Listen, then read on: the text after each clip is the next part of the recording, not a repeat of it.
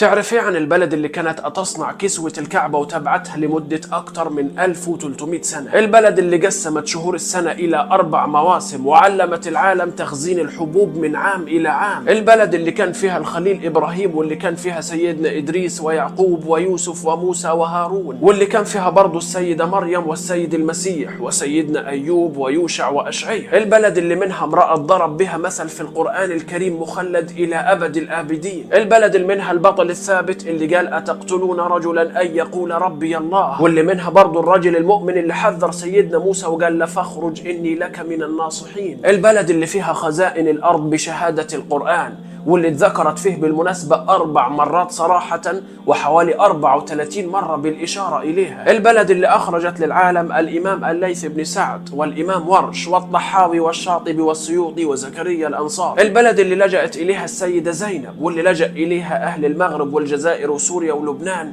وإسبانيا وإيطاليا واليونان والسودان. البلد اللي أطعمت الأمة العربية والإسلامية، كانت بتبعت القمح لدمشق وبغداد والمدينة وحتى القسطنطينية. دي يا سيدي الفاضل أم البلاد وغوث العباد مصر، كنانة الله في إيه؟